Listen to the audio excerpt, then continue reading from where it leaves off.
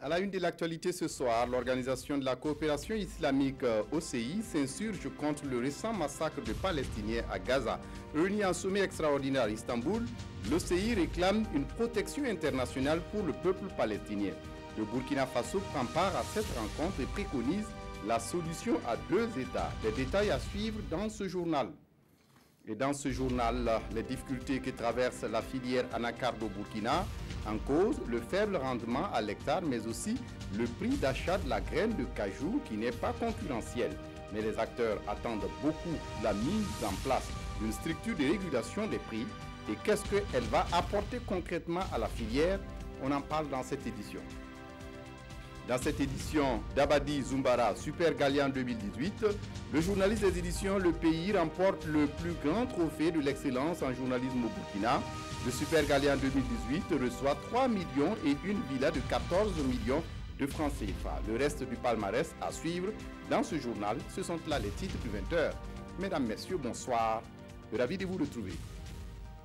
Mais avant de développer ces titres, ce communiqué du gouvernement burkinabé, la coordination des syndicats du ministère de l'économie et des finances annonce une grève du 21 au 26 mai prochain.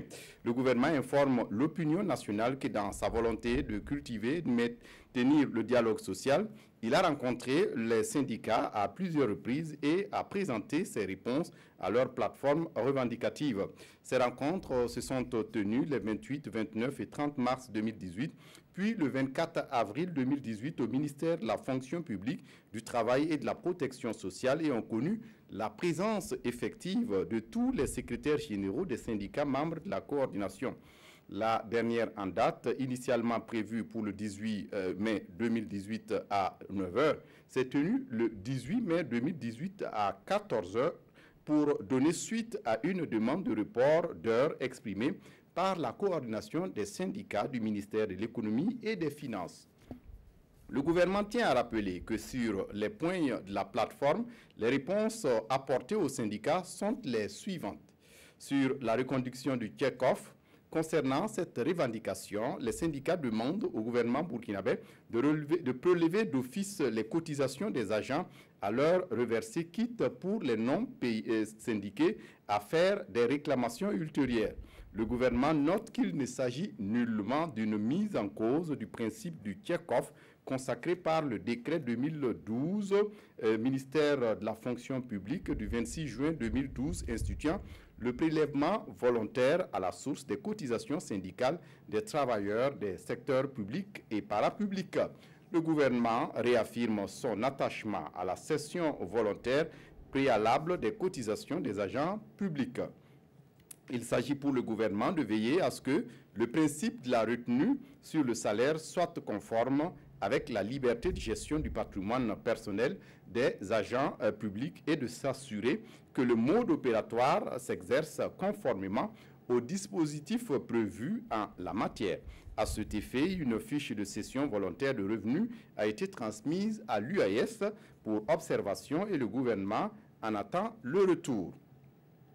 Sur le carburant, la restauration de la dotation en carburant de fonctionnement aux agents supprimée par arrêté 2017 du 26 décembre 2017, le gouvernement réaffirme son engagement à respecter les protocoles d'accord signés et en particulier sur ce point, indique sa disposition à poursuivre l'application intégrale des points d'accord relatifs aux questions de dotation de carburant tels que contenus dans les protocoles d'accord.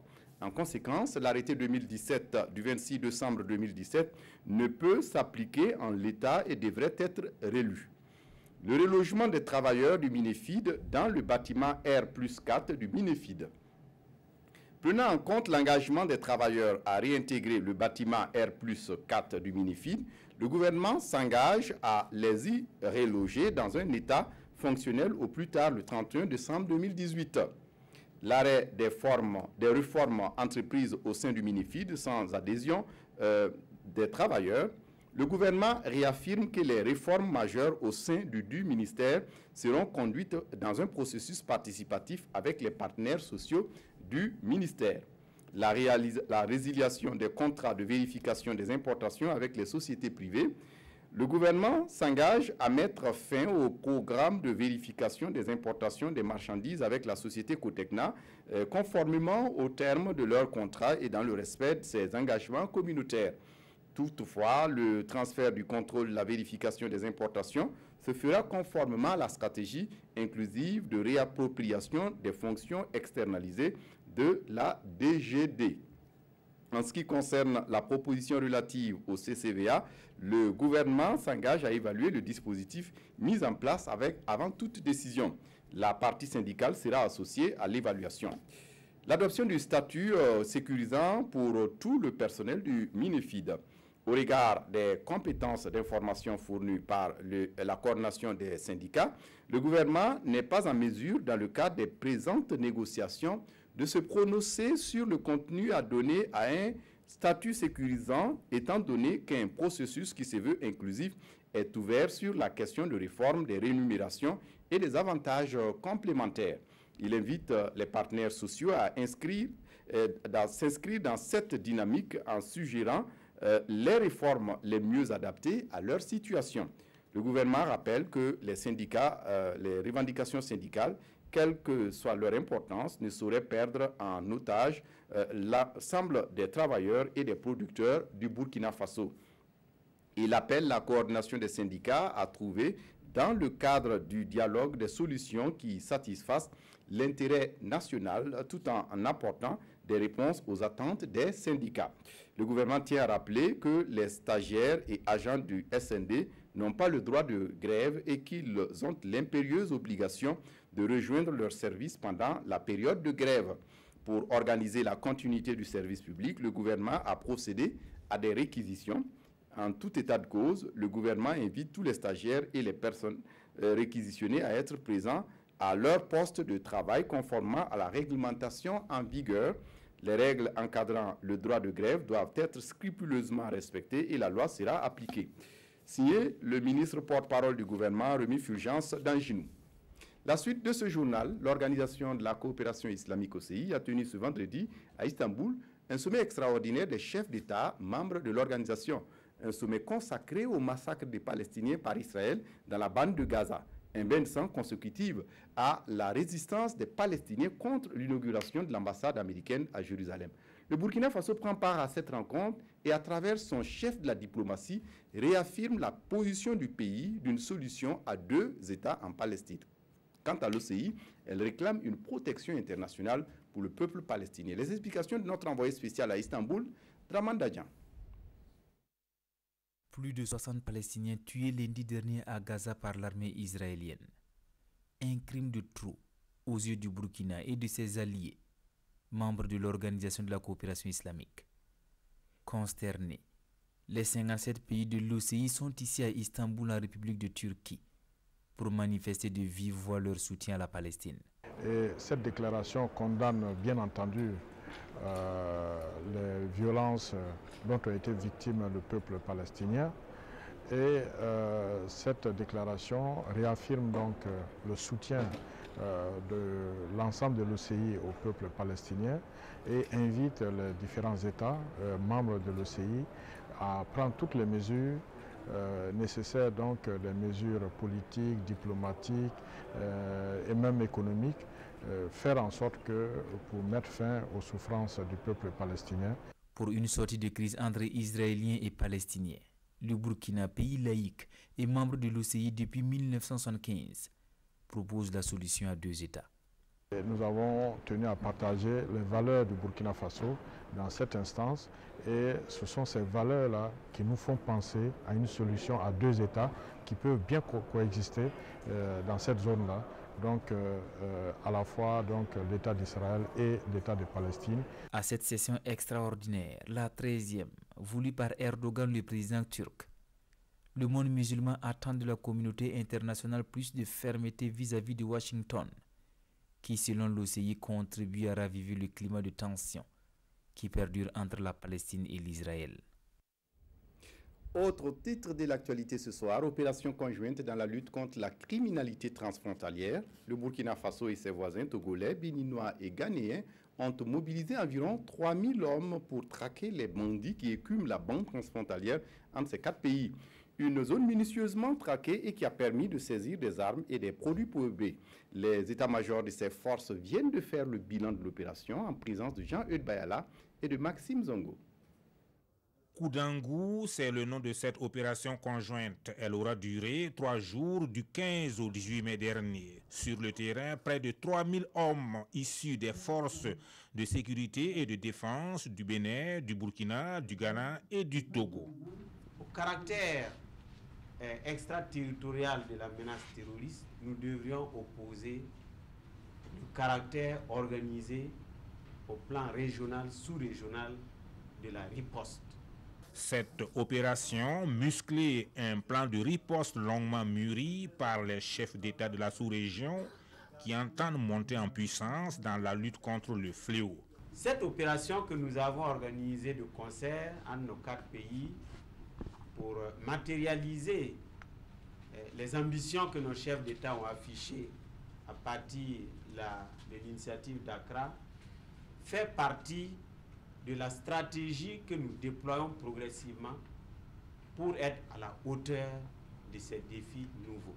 La zone ciblée, le nord du Bénin, du Togo, du Ghana et le sud du Burkina, avec pour poste de commandement Saint-Cancé au Burkina. Pays francophone, pays anglophone, il nous appartient de réfléchir pour trouver les termes qui serviront la prochaine fois aux éléments sur le terrain à communiquer aisément. C'est plus vous communiquez aisément, plus vous avez de bons résultats. Équipés au sol par des moyens logistiques appropriés et appuyés par des hélicoptères, toute la zone a été minutieusement traquée. Bilan des armes saisies, des suspects arrêtés, d'importants produits prohibés saisis également. Une moisson jugée impressionnante par les premiers responsables de la sécurité qui ont abondamment félicité les acteurs sur le terrain. Les douanes du Burkina, de plus en plus menaçantes contre la fraude dans l'importation des produits commerciaux. Des mesures prises présentées comme un moyen de protéger l'économie nationale et d'optimiser les recettes fiscales. Les détails avec Roger Cam et Vincent Tiendrevego.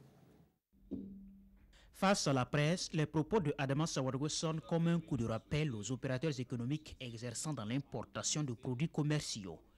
Le directeur général des douanes fait cas de 3 dispositions prises depuis quelque temps dans le contrôle des produits importés. Il s'agit notamment du déchargement systématique des camions transportant plus de 2 articles. Le déchargement en lui-même n'est pas une mesure nouvelle dans la procédure de dédouanement. C'est la systématisation du principe pour une certaine catégorie de chargements qui constitue la nouveauté. Il nous faut également, au cours de cette année, annexer obligatoirement à la déclaration en douane des documents commerciaux qui existent et qui très souvent ne sont pas exigés lors des différents contrôles.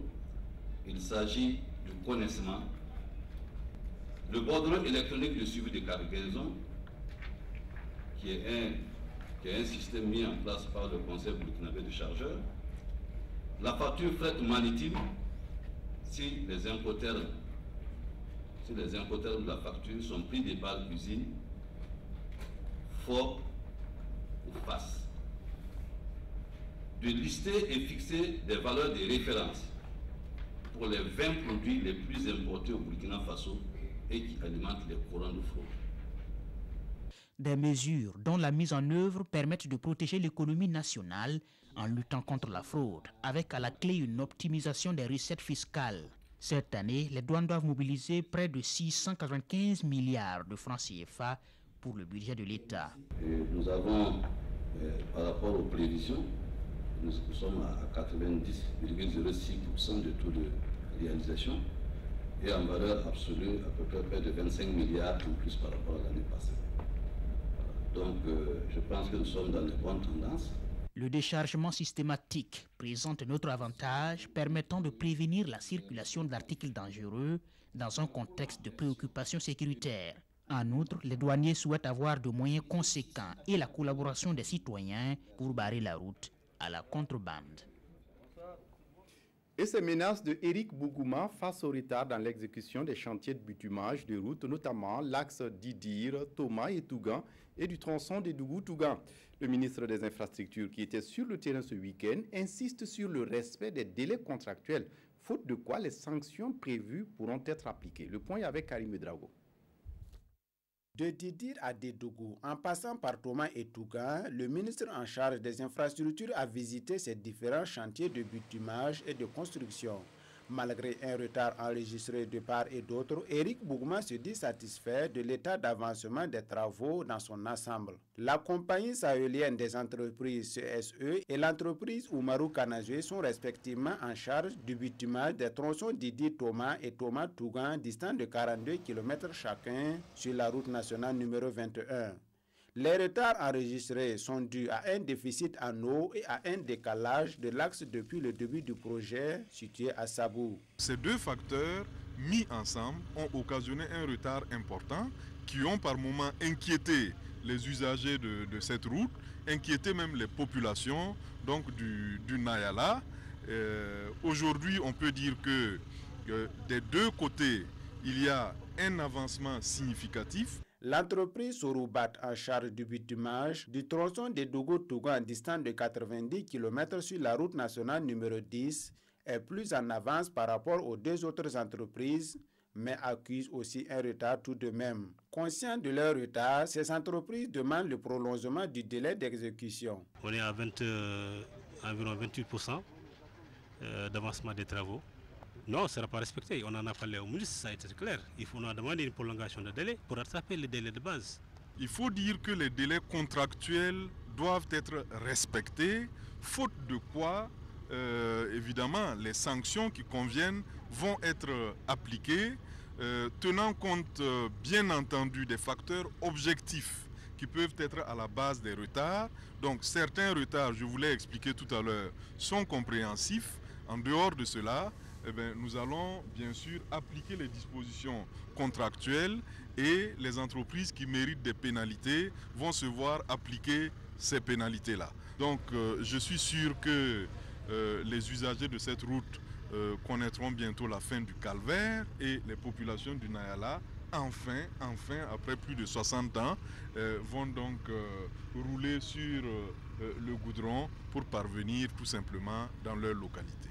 Bientôt, les travaux de bitumage du tronçon Wayouguya-Tougan vont être lancés selon le ministre en charge des infrastructures. Le gouvernement burkinabé a entrepris depuis 2015 des réformes pour relancer la filière anacarde. Et parmi ces nouvelles mesures, un protocole d'accord de livraison de noix de cajou aux unités de transformation et la signature en 2017 d'un arrêté portant commercialisation de la noix de cajou. Pour cette campagne 2018, la mesure entre en vigueur. Il est donc instauré un prélèvement de 35 francs CFA par kilogramme à l'exportation de la noix de cajou brute. Comment ce prélèvement est perçu par les acteurs de la filière? Qu'est-ce qu'il apportera concrètement à la filière? Quelles sont les attentes des bénéficiaires? Des réponses avec Karim Sissé.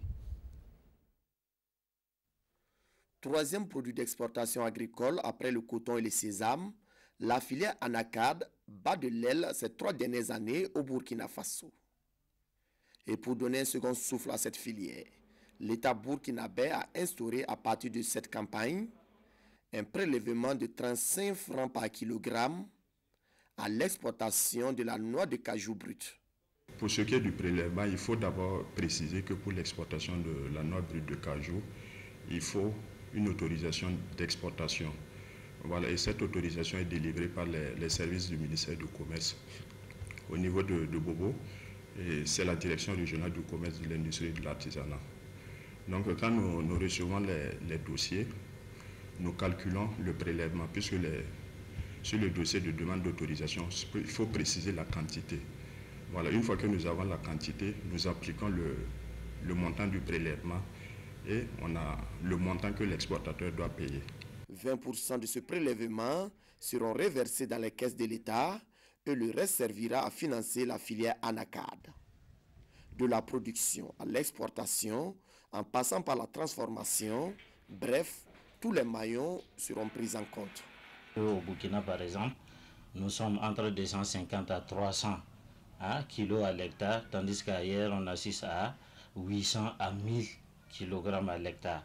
Donc avec ces taxes-là et avec ce prélèvement du moins, on pourra amener des nouvelles variétés, voilà, pour renforcer la productivité des vergers au Burkina Faso. Ça nous permettra de réguler le marché parce que il faut dire qu'auparavant on assistait à une flambée de prix, une baisse de prix. On aura maintenant une autorité de régulation. Voilà. On pourra avoir aussi une cellule de veille qui va veiller sur le marché pendant la campagne de commercialisation. Déjà, ça permettra aux commerçants et exportateurs d'être organisés. Voilà, d'être organisés.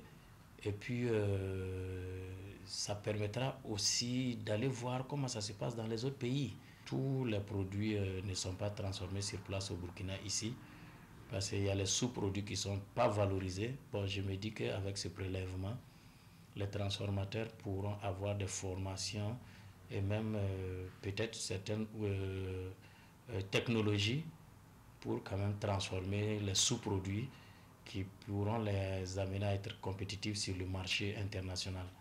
L'avènement de ce prélèvement est bien accueilli par les différents acteurs de la filière anacarde. Des acteurs qui comptent passer de 75 000 tonnes en 2017 à 200 000 tonnes de noix de cajou à l'horizon 2030. Si la Côte d'Ivoire a atteint 700 000 tonnes en moins de quelques années, bon, atteindre 200 000 tonnes d'ici 2030, je pense que l'objectif est raisonnable si réellement nous continuons dans la même lancée, à savoir continuer à faire des prélèvements pour injecter dans la filière. Il faut dire que c'est avec l'effort du ministère du Commerce que nous avons pu parvenir à ces prélèvements. Et nous demandons toujours qu'ils restent à nos côtés avec les techniciens. Nous sommes les acteurs, c'est vrai.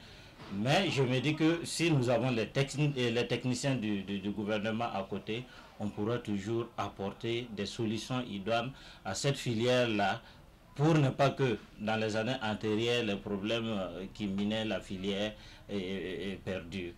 Et depuis le démarrage de la campagne 2018 à la date d'aujourd'hui, plus de 3 milliards de francs CFA ont été mobilisés, a laissé entendre le directeur régional du commerce et de l'industrie des Hauts-Bassins.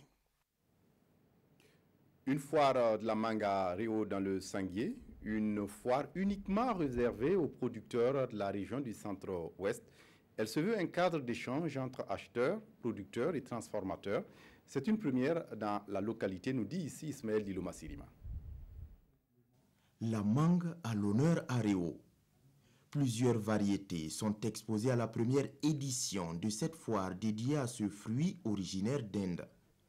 Les organisateurs justifient la tenue de cette foire de la mangue à Rio par la production de 1200 tonnes de mangue enregistrées dans le Sanguier. Une production qui a placé la région du centre-ouest au rang de 3e producteur de mangue au Burkina. À terme, c'est essayer de tirer le maximum de bénéfices voilà, de cette production, voilà, qui peut en tout cas permettre voilà, aux populations de la province du Sanguier et plus particulièrement les populations de notre région voilà, de sortir, économiquement s'épanouir. La foire de la mangue à Rio se veut aussi un cadre de rencontres et d'échanges entre producteurs, vendeurs et acteurs de développement. Le but recherché est d'accroître la production, de promouvoir le secteur de la transformation et de trouver des solutions aux différentes préoccupations. Les mangues aussi, il y a beaucoup de choses, ils ont des problèmes souvent, et ça manque le traitement souvent. Donc, il faut qu'on se regroupe ensemble, voir qu'est-ce qu'on va faire ensemble pour les aider, pour les appuyer, pour que c'est qu'eux aussi font comme les bolos, pour qu'ils puissent avancer. Parce que la mangue, les productions locales qui peuvent développer le Burkina Faso. La foire de la mangue à Rio, c'est aussi des plaidoyers. Et celui de l'Union des producteurs de mangue du centre-ouest porte sur l'absence de partenaires financiers pour soutenir la filière mangue. Des journalistes réunis au sein d'un réseau veulent promouvoir l'entrepreneuriat des jeunes. Ces journalistes viennent d'organiser une caravane pour découvrir les réalisations de près d'une dizaine de communes du Burkina Faso. Dans leur visite, les journalistes du réseau sont attentifs au leadership féminin. Rasmane Zoundi, Nyarkiteda. À l'appel du réseau des journalistes et communicateurs pour la promotion de l'entrepreneuriat des jeunes en Afrique, des hommes et femmes des médias arrivent à Gourcy avec une mission précise. À travers cette caravane de presse, nous avons voulu faire la promotion du leadership féminin. Et on a constaté que les femmes se battent au quotidien, mais leurs réalisations ne sont pas visibles sur le terrain. Ce sont les restes de l'école de Tangzou Yargo dans la ville de Gourcy. Réceptionnée le 16 novembre 2015, elle cède sous la pression de la pluie le 25 avril 2017, nous raconte le directeur de l'école et le président de l'association des parents d'élèves. Le conseil municipal soucieux de la formation et de l'avenir de la jeunesse s'organise et à moins d'un an, l'école renaît de ses ruines avec ses 3 classes. Mais l'école sera normalisée à la rentrée prochaine avec l'appui des partenaires de la commune. Dans cette même logique d'occupation saine de la jeunesse, le stade de Gourcy a été réhabilité par le conseil municipal. Ici est présenté aux journalistes la ferraille après le passage de l'incendie à la maternité de Gourcy, c'était en 2011. 7 ans se sont écoulés et il n'y a plus eu d'accouchement dans ces locaux. C'est 18 mai 2018, le sourire est grand, les portes vont enfin s'ouvrir de nouveau. Moi je suis vraiment très content. Je ne sais pas comment je vais expliquer ça. Parce que cette maternité-là, c'est la maternité mère de Gourcy. Une femme mère chaque semaine de suite de grossesse ou d'accouchement, mais également des décès d'enfants de moins de 28 jours sont notés dans la région sanitaire du Nord, d'où relève Gourcy, selon la direction régionale de la santé. Le conseil municipal, sous le leadership de Madame le maire, a à cœur d'inverser la tendance. Et à notre installation, nous avons vraiment la fougue. On était déterminés pour travailler pour que Gourcy aille de l'avant. Et c'était de notre devoir en tant que femmes de remettre ça à neuf pour que nos femmes n'aillent pas très loin pour pouvoir faire leur accouchement. Ce n'est pas tout. L'état civil est complètement transformé et attend le réseautage des actes annoncés par le gouvernement. Une expérience qu'elle partage avec sa consoeur venue de Béguédo dans le centre-est. J'ai vu comme dynamisme ici, ça m'inspire et en tout cas nous allons garder ce partenariat pour qu'ensemble nous puissions en tout cas travailler dans le développement de nos communes. La commune de Gourcy compte 94 conseillers, dont 12 femmes. Après Gourcy, le réseau mettra le cap sur Béguédo dans les prochains jours pour visiter les réalisations du conseil municipal, dirigé également par une femme. En réaction à une requête formulée par les populations de Cinquancé Burkina et Cinquancé Togo, l'UEMOA vient doter ces localités en matériel sanitaire, dont 2 ambulances. La réception du matériel est intervenue en présence de Jean-Eudes Bayala et de Maxime Zongo. Cinquancé au Burkina et Cinquancé au Togo, 2 zones de contrôle juxtaposées à forte affluence et donc à fort besoin de commodités, surtout dans le domaine sanitaire. L'UEMOA, l'Union économique et monétaire ouest-africaine, partenaire du programme de construction des postes de contrôle juxtaposés, s'est alors engagé à donner une suite favorable à une des requêtes des populations de ces localités. Vous avez des transporteurs, des transitaires, des commerçants, du personnel informel, des personnels de sécurité, de sûreté, etc. Donc cette pression-là nous a amené à reconnaître qu'il faille installer ici au Free, pourquoi pas déjà des ambulances pour qu'en cas de nécessité, on puisse en servir pour amener donc les populations nécessiteuses à des formations sanitaires de référence. 2 ambulances équipées, l'une pour les populations de Cinquancé Burkina et l'autre pour Cinquancé Togo, c'est la concrétisation de la promesse faite par l'UEMOA.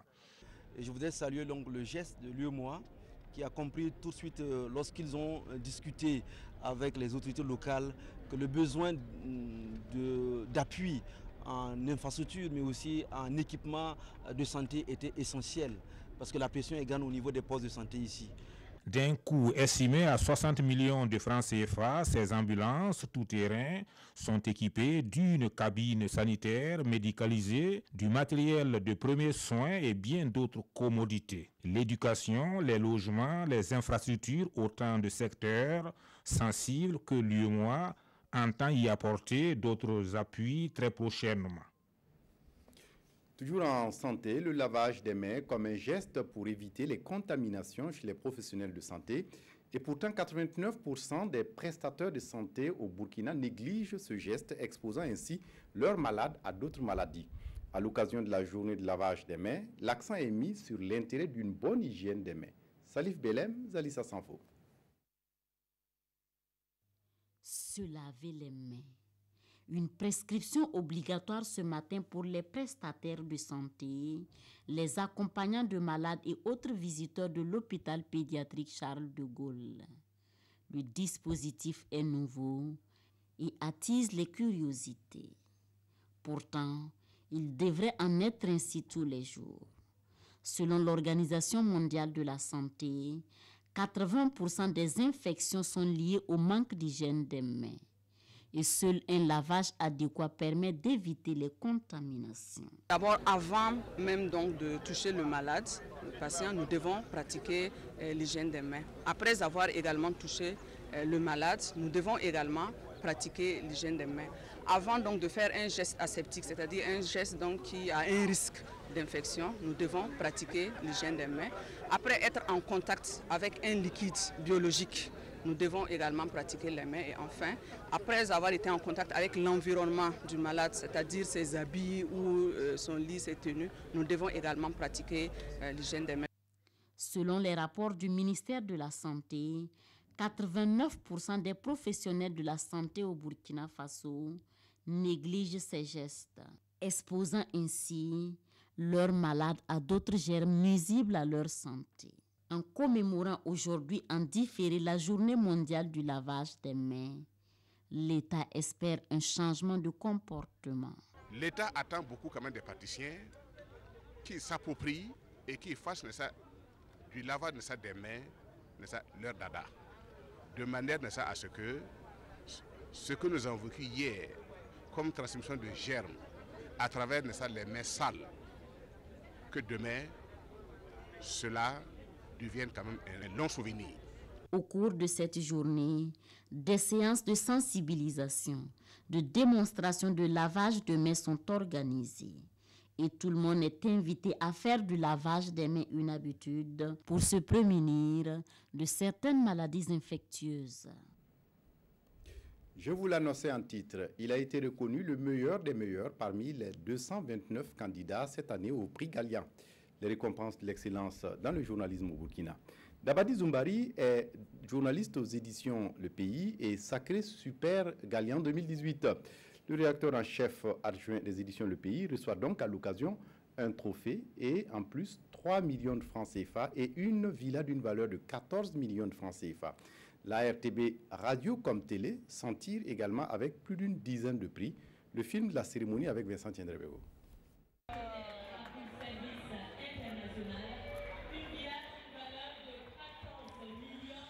Dabadi Zumbara, journaliste au journal Le Pays, soulève avec fierté le trophée du Super Gallian 2018. Un trophée qui pèse 3 millions de francs CFA et une villa estimée à 14 millions de francs CFA, en plus du prix officiel du meilleur dossier dans la catégorie presse écrite d'une valeur d'1 million de francs CFA. Le Super Gallian 2018 voit en cette distinction une reconnaissance du travail abattu, mais aussi une invite à plus d'abnégation dans l'exercice de sa profession de journaliste. Ce prix également, pour moi, est une invite à l'excellence, c'est-à-dire à mieux travailler que ce que nous venons de faire. Je ne saurais m'attribuer tout sur le mérite. Donc je dédie ce prix au personnel des éditions Le Pays, à ma famille également, qui me soutient régulièrement dans ce que je fais. Lors de cette 21e nuit des Gallians, 37 prix, dont 20 prix officiels et 17 prix spéciaux sont décernés. Ces prix sont constitués de trophées et de chèques allant de 100 000 francs à 1 million de francs CFA. Le Premier ministre Paul Kabatieba, patron de la nuit des Gallians 2018, exprime son entière disponibilité à soutenir la presse burkinabé. Je profite de l'occasion de saluer le travail de veille citoyenne abattu au quotidien par ces femmes, ces hommes de médias pour le renforcement de la gouvernance et de la démocratie dans notre pays. Je voudrais vous dire que le fonds d'appui à la presse privée que nous travaillons à opérationnaliser verra ses moyens progressivement renforcés pour vous aider à financer vos investissements et à réaliser donc vos projets. Cette soirée est aussi l'occasion pour les organisateurs de primer certains doyens de la presse burkinabé à travers des galiens d'honneur. Rendez-vous est pris pour l'année prochaine pour découvrir les noms et les visages des journalistes qui feront le printemps de la presse nationale en 2018. Un village artisanal à Bobo-Dioulasso. La première phase est achevée, un bloc atelier en l'occurrence, et la Chine-Taïwan y a contribué à hauteur de 750 millions de francs CFA. Visite guidée du chantier avec Olopoda. Le village artisanal de Bobo-Dioulasso. Ce projet débuté en 2014 va bientôt livrer ses premières réalisations. Sur cet espace d'une superficie d'environ 6 hectares entièrement clôturé, se dresse un bâtiment d'une architecture de type soudanais contenant 20 ateliers de production et de vente des produits artisanaux. Il y a plusieurs villages qui sont en construction. Vous avez celui de Baradou qui existe, celui de Bobo-Dioulasso, il y a même un à Kaya qui a été construit à travers le concours de la CONAPE. Et le gouvernement ambitionne de construire comme ça dans chaque chef-lieu de région. La République de Chine-Taïwan participe au financement de cette première phase du projet à hauteur de 749 millions de francs CFA.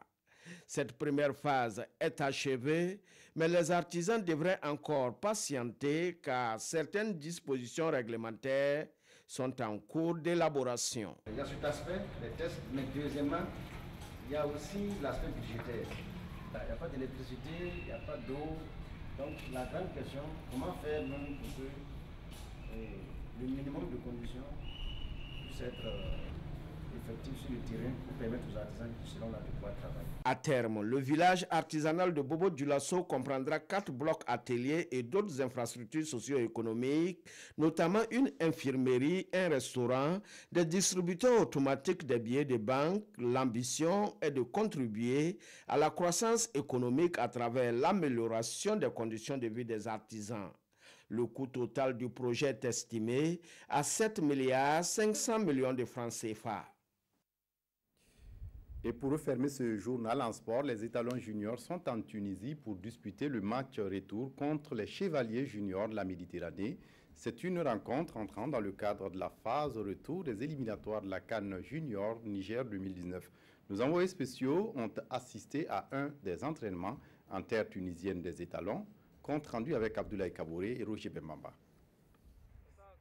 Depuis leur arrivée mardi dernier en terre tunisienne, notamment à Sousse, les étalons juniors s'entraînent sur cette pelouse située dans l'enceinte de l'hôtel où ils logent. Il est 20h, heure locale. Les coéquipiers de Yael Tienderbego bravent le froid. Il fait 16 degrés. Tous conscients qu'il faut toujours se donner à fond. On va jouer notre football, on ne va pas rester derrière, on va imposer notre jeu. Et si Dieu le veut, on va nous qualifier. Depuis 2017, on s'est qualifié à la CAN. Nous, on a cet objectif de se qualifier cette année. Pour certains, le temps est favorable. C'est un climat comme en Europe, donc j'ai beaucoup plus facile qu'au Burkina, vu qu'au Burkina il fait quand même assez chaud. Préserver le score de 3-1 de l'aller face aux chevaliers juniors de la Méditerranée de Libye ou gagner. Ces deux situations qualifient les étalons pour le prochain tour des éliminatoires de la CAN Niger 2019. Avoir donc les gars ce soir, comment ils ont bougé, comment ils ont respecté les schémas et puis comment donc il y a eu beaucoup de buts. Moi, je suis vraiment très content.